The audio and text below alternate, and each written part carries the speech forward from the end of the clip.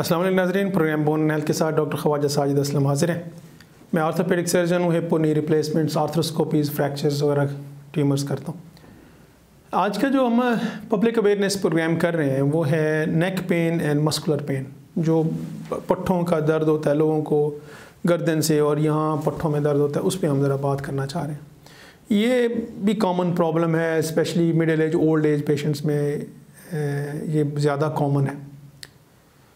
जो नेक से related problems हैं, नेक का जो पेन होता है, अच्छा बहुत से लोगों की ये क्वेरीज होती है कि डॉक्टर साहब ये मोरों का मसला तो नहीं है। जो बैक होती है ना भैया, बैक या नेक है, बैक मोरे शुरू होते हैं गर्दन से लेके हिप तक सेंटर में, और साइड्स पे जो मसल्स हैं ना, चाहे वो गर्दन से लेके हिप तक जो साइड्स पे मसल्स हैं वो सारे बैक में कंसीडर होते हैं, उसको बैक ही कहते हैं। उस बैक में मोरे भी शामिल हैं, मसल्स भी शामिल हैं, मोरों के बीच में डिस्क भी शामिल है, नर्व्स हैं, नसें जो वहाँ से निकलती हैं, लिगामेंट्स हैं, हर चीज़ उसमें शामिल है, उसको बैक कहते हैं। जब हम कहते हैं ना कमर का दर्द या बैक एक, वो सारी चीज़ें उसमें शामिल होती हैं। तो ये अलग बात है कि आपको मोरों से रिलेटेड है, डिस्क से रिलेटेड है, मसल से रिलेटेड है, बस उसको बैक एक ही कहते हैं।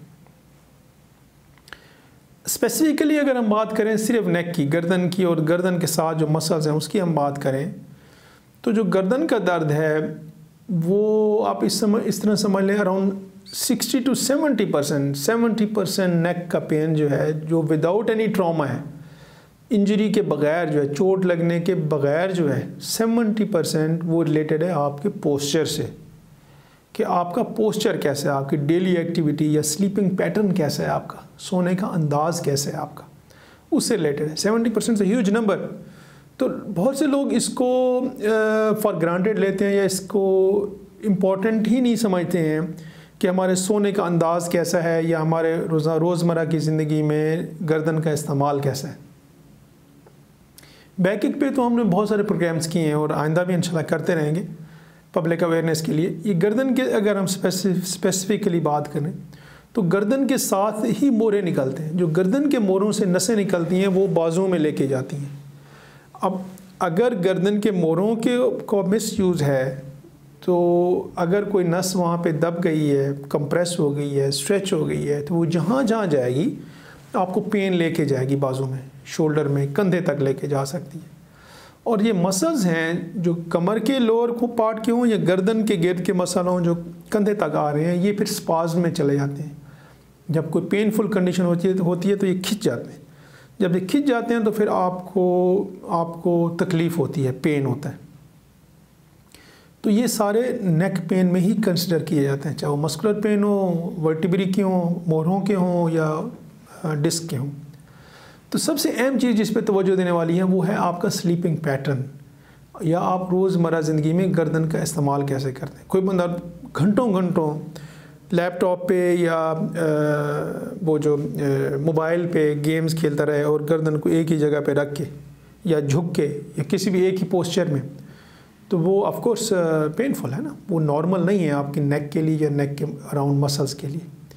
तो जो नॉर्मल मूवमेंट्स हैं या नॉर्मल आपका पैटर्न है वो रखें जिसमें आपकी गर्दन कंफर्टेबल हो, क्योंकि ये एक दफ़ा पेन स्टार्ट हो जाए ना फिर इसको टाइम लगता है बेहतर होने में, फिर एक दिन में नहीं।